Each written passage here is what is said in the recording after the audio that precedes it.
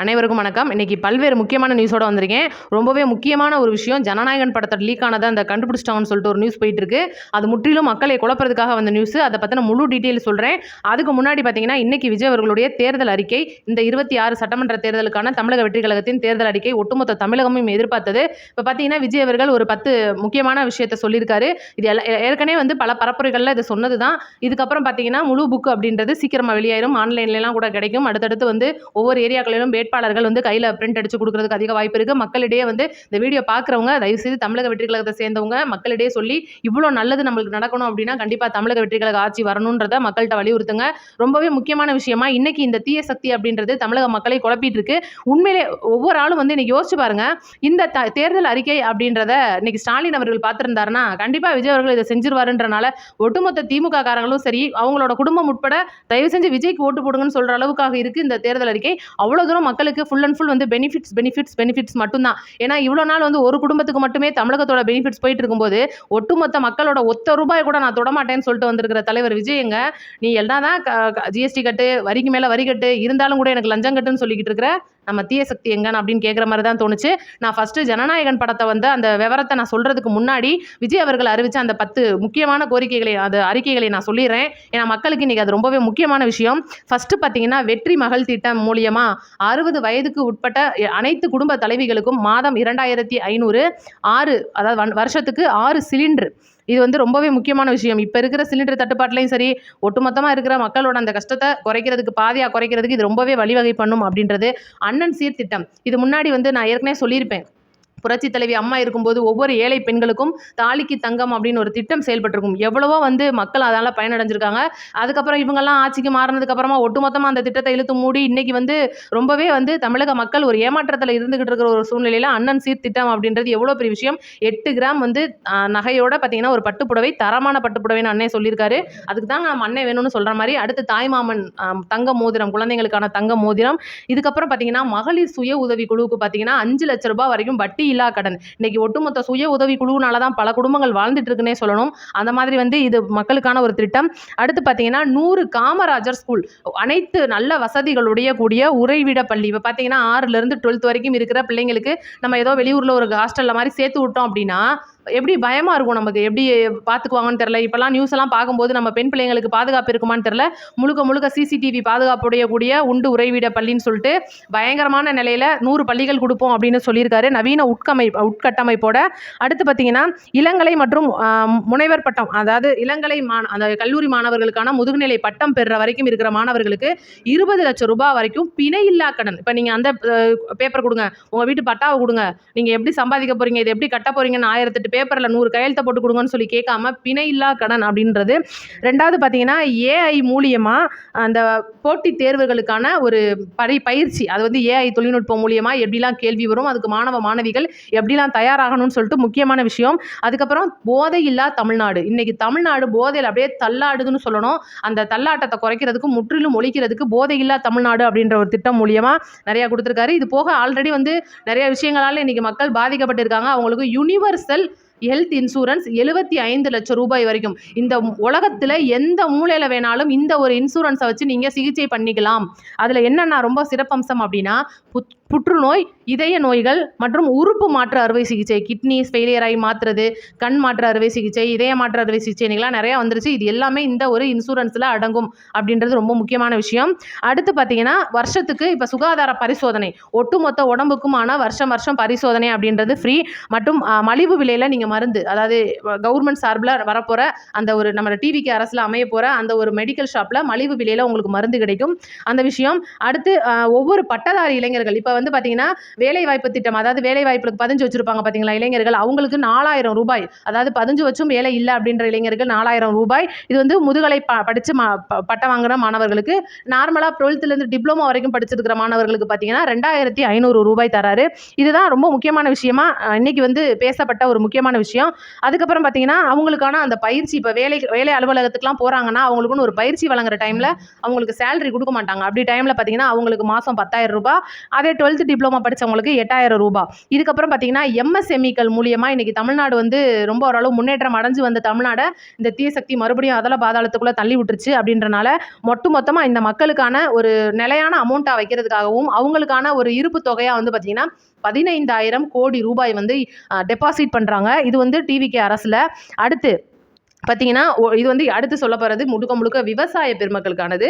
விவசாய பெருமக்கள் அப்படின்னும் போதே இன்றைக்கெல்லாம் பார்த்தீங்கன்னா தேர்தல் அறிக்கையை முதல்ல வந்து வாங்கினதே இன்றைக்கி ஒரு விவசாயி தான். எந்த அளவுக்கு இன்றைக்கி விஜய் அவர்கள் விவசாயிகளுக்கு ஒரு முக்கியத்துவம் கொடுக்குறாரு அப்படின்றது இதிலேயே தெரியும். விதை நெல்லை கொடுத்து அந்த தேர்தல் அறிக்கையை வாங்கியிருக்காருன்னா இந்த விதை நெல் எப்படி வளருதோ அதே போல் இன்றைக்கி தமிழக வெற்றி கழகம் அப்படின்ற கட்சி வளர்ந்துட்டு இருக்கு. அதுதான் உண்மை. அது பார்த்தீங்கன்னா அதாவது ஒரு 5 ஏக்கர் நிலம் வச்சிருக்கிற ஒரு விவசாயி 5 ஏக்கருக்குள்ளே இருக்கிறவங்களுக்கு முழுக்க இப்போ அவங்க வாங்கியிருப்பாங்கல்ல பயிர்க்கடன், ஒட்டுமொத்த கூட்டுறவு கடனும் வந்து தள்ளுபடி. 5 ஏக்கருக்கு மேலே வச்சிருக்கிற விவசாயிகளுக்கு பாதிக்கு பாதி தள்ளுபடி கொடுக்குறாங்க. நெல் மற்றும் கரும்புக்கு ஒரு குறைந்தபட்ச ஆதார விலை ஒரு பக்கம். இன்னொரு பார்த்தீங்கன்னா குவிண்டாலுக்கு நெல்லுக்கு பார்த்தீங்கன்னா 3500, கரும்புக்கு பார்த்தீங்கன்னா 4500. இது வந்து ஆதார விலையாக நிர்ணயிக்கிறாங்க. இதுதான் ரொம்ப முக்கியமான விஷயம். இன்றைக்கி வந்து இஷ்டத்துக்கு கவர்மெண்ட் வந்து அவங்களோட இஷ்டத்துக்கு விற்றுக்கிட்டு வாங்குற விவசாயிகள்ட்ட இருந்து வாங்குற ஒரு விலை, விற்கிறது ஒரு விலை, அதுலேயும் கமிஷன் அடிச்சுக்கிட்டு அந்த மூட்டைக்கு இவ்வளோன்னு லாபம் பார்த்துக்கிட்டு இருக்கிற இந்த ஒரு சூழ்நிலையில் நிர்ணயித்து தர்றாப்புல. அதுக்கப்புறம் 100% பயிர் காப்பீட்டு திட்டம். இந்த மழை சேதம் இந்த மாதிரி ஏதோ இந்த காட்டு பக்கம்லாம் இருக்கிறதெல்லாம் பார்த்தீங்கன்னா யானை பெரும்பாலும் சேதப்படுத்திடுது. திடீர்னு பார்த்தீங்கன்னா மழை வெள்ளம் வந்துடுது. இந்த மாதிரி இதில் பயிர் அழியுது அப்படின்னா 100% காப்பீடு. 2வது ஒவ்வொரு விவசாயிகளுக்குமான பம்பு செட்டு 5 லட்சம் ரூபாய்க்கான பம்பு செட் விஷயம் அந்த இது வந்து தராங்க. அதுக்கப்புறம் விவசாயிகளுக்கு யூனிட் கிட்டத்தட்ட வந்து 100 யூனிட்டுக்கு மேலே இலவச மின்சாரம் மாதம். ஆனால் அதுக்கப்புறம் ஒவ்வொரு குடும்பத்துக்கும் மாதம் 200 யூனிட் மின்சாரம் வந்து ஃப்ரீயாக தராங்க. இப்போ நம்மளுடைய ஸ்டாலின் அரசு வந்து சொன்னது மாதம் கணக்கெடுப்பு வைப்போம், நாங்கள் வைக்கவே இல்லை. அதுக்கப்புறம் மாதத்துக்கு 100 ஃப்ரீன்னு சொன்னாங்க. ஆனாலும் கூட அது நம்மளுடைய அக்கௌண்ட்டில் ஆட் ஆகிட்டு தான் இருக்குது. நம்ம அநியாயத்துக்கு வந்து காசு கட்டிகிட்டு இருக்கோம். இவ்வளோ தூரம் தாண்டி இன்றைக்கி மாதம் ஆனால் உங்களுக்கு 200 யூனிட் ஃப்ரீ அப்படின்ற முக்கியமான அறிவிப்பை அறிவிச்சிருக்காரு. இது வந்து உண்மையிலே நடுத்தர குடும்பத்து வரைக்கும் ரொம்பவே ஒரு ஹெல்ப்ஃபுல்லான ஒரு விஷயமா இருக்கு. அடுத்து மீனவர் மீன்பிடி தடைக்காலம். இது வந்து மீனவர்களுக்கானது. மீனவர்கள் வந்து மீன்பிடி தடைக்காலத்தப்ப வந்து அவங்களால மீன் பிடிக்க போக முடியாதுன்றனால அவங்களுக்கான வாழ்வாதாரத்துக்காக 27,000 ரூபாய் அவங்களோட வங்கி கணக்கில் நேரடியாக செலுத்துவோம்னு சொல்லியிருக்காரு. அதுக்கப்புறம் பதிவு செய்யப்பட்ட மீனவர்களுக்கு அவங்களுக்கு இப்போ திடீர்னு பார்த்தீங்கன்னா ஏதாவது உடல் உபாதைகள், அவங்க இறக்க நேரிட்டாலோ அவங்களுக்கான உடல்நிலை இந்த மாதிரி வந்துருச்சுன்னா அவங்களோட ஃபேமிலிக்கு 25 லட்சம் ரூபாய் வந்து இன்சூரன்ஸ் கொடுக்குறாங்க. அதுக்கப்புறம் பார்த்தீங்கன்னா நிரந்தர வீடு லட்சிய திட்டம். இது வந்து விஜய் அவர்களோட ஒரு லட்சிய திட்டமாகவே இருக்குன்னு சொல்லணும். இன்னைக்கு மீனவர்களுக்கு பார்த்தீங்கன்னா சரிவர வீடு கிடையாது. எங்கேயோ கடலோர இடத்துல குடிசை மாதிரி போட்டுட்டு அவங்களுடைய வாழ்வாதாரத்தை பார்ப்போமா, வீடு கட்டுவோமான்ற நிலையில இருக்கும்போது தனிப்பட்ட வீடுகள் தனித்தனியாக நிரந்தர லட்சிய திட்டம் மூலியமாக வந்து கட்டித்தரதா வந்து சொல்லியிருக்காரு. அதுக்கப்புறம் மீனவர்களுக்கான தனியாக எம்எஸ்பி அப்படின்னு சொல்லிட்டு ஒரு அமைப்பு ஆரம்பித்து அவங்களுக்கான குறைநிறைகளை வந்து பூர்த்தி செய்கிறதா சொல்லியிருக்காங்க. அதுக்கப்புறம் இதுதான் ரொம்ப முக்கியமான விஷயம். நம்மளோட கமெண்ட்டில் நிறைய பேர் கேட்டது இதை தான் நான் முதல்ல சொன்னேன். வெற்றி மகள் திட்டம் மூலியமாக 2,500 ரூபாய் மாதம் தராருன்னு 60 வயசுக்கு உட்பட்ட குடும்ப தலைவிகளுக்கு. ஏன் குடும்ப தலைவியாக இருக்கிறவங்க 60 வயசுக்கு மேலே இருக்கக்கூடாதான்னு நிறைய பேர் இந்த கேள்வி என்கிட்ட கேட்டிருந்தீங்க. நானும் கண்டிப்பாக வந்து இதுக்கு ஏதாவது அறிவிப்பு வரும், அது எப்படி அறிவிக்காமல் அண்ணன் விட்டுருவார் அப்படின்னு நினச்சிட்டு இருந்தேன். அந்த ஒரு டைமில் தான் இந்த ஒரு அறிவிப்பு. என்னன்னா இன்னைக்கு ஒரு அம்மா வந்து இப்போ குடும்ப தலைவியாக இருக்கிறவங்க 60 வயசுக்கு மேற்பட்டவங்களா இருக்காங்க அப்படின்னா ஆல்ரெடி அவங்க முதியோர் அந்த முதியோர் அப்படின்ற கணக்கில் சேர்க்கப்படுவாங்க. அப்போ முதியோர் அப்படின்னு வரும்போது ஆல்ரெடி இப்போ விஜய் அவர்கள் இப்போ அறிவித்த திட்டத்தின்படி பழைய ஓய்வூதிய திட்டம் வருது. இது அரசு ஊழியர்களுக்கு பார்த்தீங்கன்னா 58 வயசில் அவங்க ஓய்வு பெற்றுருவாங்க. அவங்களுக்கான பெனிஃபிட்ஸ் அதில் கிடைச்சிரும். குடும்ப தலைவிகளுக்கான 60 வயசு தொட்டுட்டாங்கன்னா அவங்களுக்கு அந்த ஓய்வூதியம் வந்து அவங்களோட பேங்க் அக்கௌண்ட்டில் ஆட் ஆயிரும். இது பார்த்தீங்கன்னா 3000 ரூபாய். இப்போ வரைக்கும் 2,500 ரூபாய் வாங்கிக்கிட்டு இருக்காங்க. இனிமேல் 3000 ரூபாயா மாற்றிடுவோம்னு சொல்லியிருக்காரு. அதுதான் மேட்ரு. அதுக்கப்புறம் ஒவ்வொரு வீட்டுக்கும் குழாய் மூலியமாக 100% குடிநீர் தண்ணி, சுத்தமான தண்ணி கொடுப்போம்னு சொல்லியிருக்காங்க. ரொம்ப முக்கியமாக இப்போ ஆக்கிரமிப்பு இடம் இதுதான் ரொம்ப முக்கியம். இப்போ இந்த இடத்த எப்போ தூக்குவாங்களோ அந்த இடத்த எப்போ தூக்குவாங்களோ, பழைய காலத்தில் இருந்த தலைவர்கள் நமக்குன்னு கொடுத்த இடத்த வந்து இப்படி வாங்கி இந்த இப்போ வர அரசு வந்து வாங்கிக்கிட்டு இருக்கே. இது வந்து கோயில் இடமா சொல்லினாலும் கூட இந்த கோயில் இடத்துல நமக்குன்னு கொடுத்துட்டாங்க. ஆனால் நம்ம தான் வாழ போகிறோம். ஆனால் இதுக்கான நிலையான பட்டா இல்லையே, நம்ம எப்போ வேணாலும் காலி பண்ண சொல்லிடுவாங்களோன்னு இப்போ கூட நிறைய மக்கள் கண்ணீர் விட்டு எத்தனையோ வீடுகளை இடிச்சு அதெல்லாம் பார்த்துருப்போம். அந்த ஒரு டைமில் பார்த்தீங்கன்னா முழுக்க இந்த ஒரு மாதிரியான இடங்களில் இருக்கிற ஒட்டுமொத்த எல்லாத்தையுமே கணக்கெடுத்து அவங்களுக்கான ஒரு பட்டாவை தரோம்னு சொல்லியிருக்காரு. பட்டாவை முறைப்படுத்துதல் அப்படின்றது. அப்புறம் இதுதான் அரசு ஊழியர்களுக்கான முக்கியமான விஷயம். ஒப்பந்த அடிப்படையில் இருக்கிற செவிலியர்கள், ஆசிரியர்கள், அங்கன்வாடி ஊழியர்கள் இவங்களுக்கான பணி நிரந்தரம். இப்போ ஆசிரியர்கள்லாம் பார்த்தீங்கன்னா இடைநிலை ஆசிரியர்கள் வந்து போராட்டம் பண்ணாங்க. 5 வருஷத்துக்கு எங்களுக்கு பணி வந்து அதிகம் ஆயிடுச்சு அப்படின்னாலே நாங்களும் வந்து எங்களுக்குமான அந்த எங்களோட உயர் அதிகாரிகளுக்கு வாங்குற சம்பளம், அதாவது சரிசமமான உரிமை இதெல்லாம் எங்களுக்கு வேணும்னு சொல்லி போராடி இருப்பாங்க. அதையும் வந்து முறையாக பரிசீலித்து அதுக்கான 5 வருஷம் தொட்டுட்டாங்கனாலே அவங்களுடைய பணி நிரந்தரம் மற்றும் அவங்களுடைய அந்த ஒரு எல்லா பெனிஃபிட்ஸும் அவங்களுக்கு பேங்க் அக்கௌண்ட்லேயே ஆட் ஆகிற மாதிரி வந்து பண்ணி தருவோம்னு சொல்லியிருக்காரு. ஒட்டுமொத்தமாக வந்து துப்புரவு பணியாளர்கள், செவிலியர்கள் வந்து இனிமேல் போராடுற நிலைமைக்கு தள்ளப்பட மாட்டாங்க. எல்லா வகையான நன்மைகளும் அரசு மூலியமாக அவங்களுக்கு கிடைக்கும் அப்படின்னு சொல்லியிருக்காரு. நம்மளுடைய தமிழ்நாடு டிவிக்கு அரசு ஆரம்பித்ததுக்கு அப்புறமா 2036க்கு உள்ள 1.5 ட்ரில்லியன் அளவுக்கான பொருளாதாரத்தை ஈட்டும். இதனால பார்த்தீங்கன்னா இன்னைக்கு தமிழகத்தில் இருக்கிற 10 லட்சம் கோடி ரூபாய் கடனை அடைக்கிறதுக்கான மிக முக்கியமான வேலை. நிறைய விஷயங்கள் சொல்லியிருக்காங்க. ரேஷன் கடை மற்றும் அரசோட திட்டங்கள், இன்னைக்கு அரசோட திட்டமாக இருக்கட்டும், ரேஷன் கடையில் வாங்குற ஜாமானா இருக்கட்டும், நம்மளால் நடந்து போக முடியும், அரசு அலுவலகத்துக்கு ஈஸியாக போய் வாங்குறோம். ஒரு சில பேர் லஞ்சம் கேட்குறாங்க, அதையும் நம்ம கொடுத்துட்டு தான் இருக்கோம். ஆனால் ரேஷன்லாம் பார்த்தீங்கன்னா 60 வயசுக்கு மேலே இருக்கவங்க கடைக்கு போக முடியல அப்படின்னா அது அப்படியே ஆட்டையை போட்டுறாங்க. நீங்கள் அப்படி தான் நடந்துட்டு இருக்கு. ஆனால் இது பார்த்தீங்கன்னா முழுக்க முழுக்க அரசு ஊழியர்களே வீடு தேடி வந்து உங்களுக்கு ரேஷன் திட்டமோ அரசு திட்டமோ எதனா உங்கள் வீட்டுக்கு தேவை இருந்துச்சுன்னா நேரடியாக வந்து பண்ணி தருவான்னு சொல்லியிருக்காங்க. நீங்கள் ஜாதி சான்றிதழ் வாங்க, பிறப்பு சான்றிதழ் வாங்க, ஏதோ ஒரு முக்கியமான சான்றிதழ் வாங்குறதுக்கு அலைய தேவையில்லை, லஞ்சம் கொடுக்க தேவையில்லை. இதுதான் விஜய் அவர்களுடைய முக்கியமான விஷயமா இருக்கு. அதுக்கப்புறம் பார்த்தீங்கன்னா முக்கியமாக இதுதான் லாஸ்ட் ஒரு முக்கியமான விஷயம். சட்டமன்றத்தில் முக்கியமான நாள் அப்படின்றத ஒதுக்கி இது வந்து சிறப்பு நாளாக கருதப்பட்டு மக்களுடைய குறைகளை சட்டமன்றத்திலே பேசுறதுக்கான ஒரு விஷயமா கொண்டு வரப்படும். இதுதான் ரொம்ப முக்கியமான விஷயமா சொல்லியிருக்காங்க. அதுபோக மக்களோட அரசோட குறை நிறைகளை மக்களே நேரடியாக வந்து சொல்றதுக்கும் மக்களே தீர்மானிக்கிறதுக்கும் ஒரு வாய்ப்பு கொடுப்போம் அப்படின்னு சொல்லியிருக்காரு விஜய் அவர்கள். இதுதான் வந்து தமிழகத்துக்கான ஒரு ஜாக்பாட்டா வந்து இன்னைக்கு விஜய் அவர்கள் அறிவிச்ச முக்கியமான அறிக்கைகள். இப்போ நான் சொன்னது பூரா. இது போக நிறைய விஷயங்கள் இருக்கு. இதெல்லாம் வந்து தேர்தல் அறிக்கை புக்கில் வெளியிடுறதா இருக்காங்க. இன்னைக்கு பார்த்தீங்கன்னா ஒட்டுமொத்த விஷயமும் இன்றைக்கெலாம் ஒவ்வொரு இளைஞர்களுக்கும் வீடுகளில் வேலை இல்லாமல் இருக்காங்க, படித்த வேலைக்கு ஏற்ற சம்பளம் இல்லாமல் இருக்காங்க. இவ்வளோ விஷயத்தையும் தாண்டி அரசோட ஒரு முக்கியமான விஷயமா விஜய் அறிவிக்கிற அந்த தமிழக அரசோட தமிழக வெற்றி கழகத்தோட அரசா அவங்க ஆனதுக்கு அப்புறமா 18,000 ரூபாய்க்கு குறையாம 5 லட்சம் வேலை ஆட்கள் இளைஞர்களுக்கு வேலை தருவோம் அப்படின்றது ஒரு மிகப்பெரிய ஒரு அறிவிப்பு. இதுக்கப்புறம் பார்த்தீங்கன்னா இளைஞர்களுக்காக ஒரு சர்ப்ரைஸ் என்னன்னா, இப்போ வரைக்கும் இப்போ வேலை இல்லாத ஒரு இளைஞர்களுக்காக 4,000 ரூபாய், 12th மற்றும் டிப்ளமோ படித்தவங்களுக்கு 2,500 ரூபாய், இதெல்லாம் வந்து இளைஞர்களுக்கான ஒரு விஷயமா அமைஞ்சிருக்கு. இதுதான் வந்து இப்போதைக்கு விஜய் அவர்கள் அறிவித்த முக்கியமான திட்டம்.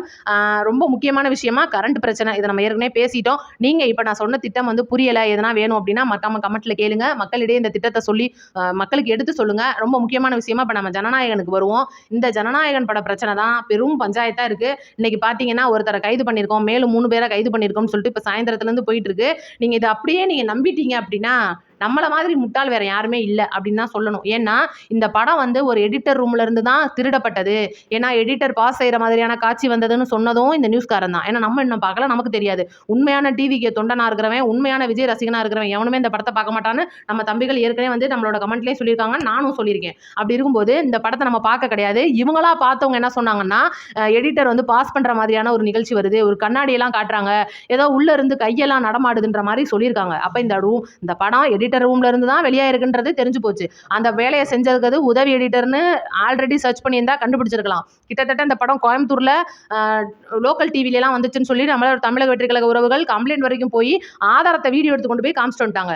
இவ்வளோ நாள் வரைக்கும் இந்த விஷயத்தை கண்டுபிடிக்கல, திடீர்னு கண்டுபிடிச்சிருக்காங்கன்னா என்ன காரணம் அப்படின்னா, இன்னைக்கு இந்த தேர்தல் ஆணையம் இந்த 8,000 ரூபாய் கூப்பன் விஷயத்தை பேசக்கூடாது, இந்த 8,000 ரூபாய்க்கு பெரும் தடை அப்படின்னு சொல்லிட்டு மாதிரி கூப்பன்களுக்கு ஒரு தடை கொடுத்துருக்காங்க தேர்தல் ஆணையம். இது நிறைய பேருக்கு தெரியுமான்றது தெரியல.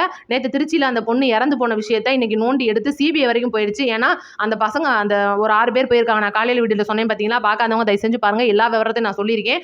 ஆபாச செய்கை செஞ்சு அந்த பொண்ணை தற்கொலைக்கு தூண்டி விளக்கமாரெல்லாம் வச்சு அடிச்சு அந்த பொண்ணை குடும்பப்படுத்தியிருக்காங்க. இது முழுக்க முழுக்க அந்த தீய சக்தி பண்ண வேலை. இந்த விஷயத்த மக்களிடையே இன்னும் வந்து பெருசா பேசப்படலை. இனி இந்த விஷயத்துக்கு விஜய் அவர்கள்லாம் கண்டனம் தெரிவித்தாலும் கூட அடுத்தடுத்த இப்போ தேர்தல் அறிக்கை விஷயம்லாம் வந்துட்டனால இந்த நியூஸ் வந்து பெரிய அளவில் வரலன்றனால இன்னைக்கு நம்மள மாதிரி இருக்கிற யூடியூபர்ஸ் மற்றும் சின்ன சின்ன செய்தி சேனல்ஸ்லாம் போட்டுட்டு தான் இருக்காங்க. ஆனால் இந்த விஷயம் வெளியில் வரக்கூடாது, இதை பேசக்கூடாது, மக்கள் இதை அப்படியே மூடி மறைச்சோன்னு சொல்லிட்டு தான் நாங்கள் ஜனநாயகன் படத்தை கையில் எடுத்துக்கோம்னு சொல்லிட்டு இதே தீய சக்தி சேனல்ஸோ மற்ற யூடியூப் எச்ச மீடியாக்கள்லாம் மாறி இன்னைக்கு நம்மளோட திசையை திருப்பிடுறாங்கன்னு சொல்லணும். இதுதான் காரணம். இவங்க நினச்சாங்கன்னா ஒரே நாளில் ஆளை தூக்கியிருப்பாங்க. இதில் வேற ஆதவ அர்ஜுனா தான் வெளியிட சொன்னார் அப்படின்ற மாதிரிலாம் வந்து பொய் புரட்டா ஓடிட்டு இருக்கு. முழுக்க முழுக்க இதை தமிழக வெற்றி கழகத்திலிருந்தும் ஆதவ அர்ஜுனா அவர்களும் மறுத்திருக்காரு. தீய சக்தி தான் வேலை செய்யுது அப்படின்றது. ரெண்டாவது, உதயநிதி அவர்களுடைய வேலையாட்கள் சம்மந்தப்பட்ட சில பேர் தான் இந்த விஷயத்தை பார்த்ததா ஒரு நியூஸ் வேற வந்துட்டு இருக்கு. நான் அதிகாரப்பூர்வ அறிவிப்பு வராதனால தான் நான் இன்னும் தனிப்பட்ட முறையில் சொல்லாமல் இருக்கேன். இந்த விஷயம்லாம் வந்துருச்சுன்னா, ஏன்னா இன்னைக்கு உதயநிதி அவர்களுடைய எம்எல்ஏ பதவியே போற மாதிரி இருக்கு. ஏன்னா அவருடைய ஒருத்தர் மனுவே போட்டிருக்காரு, முந்தைய தேர்தலுக்கும் இந்த தேர்தலுக்கும் அவருடைய அந்த சொத்து மதிப்பீட்டில் மிகப்பெரிய ஒரு ஸ்கேம் நடந்திருக்குன்னு. இதை பற்றி நம்ம டீட்டெயிலாக விரிவாக பேசுவோம். அடுத்தடுத்த வீடியோவில் நம்ம சேனலில் வந்து நோட்டிஃபிகேஷன் ஆன் பண்ணி வைங்க. தயவு செய்து வீடியோ 4 பேருக்கு ஷேர் பண்ணி விடுங்க. இந்த ஹைப்புன்னு கீழே ஒன்று இருக்கும், அதை கொடுத்தீங்கன்னா நம்ம சேனல் நிறைய பேருக்கு போகும். அப்படியே மறக்காம லைக் அண்ட் சப்ஸ்கிரைப் பண்ணிக்கோங்க. நன்றி, வணக்கம்.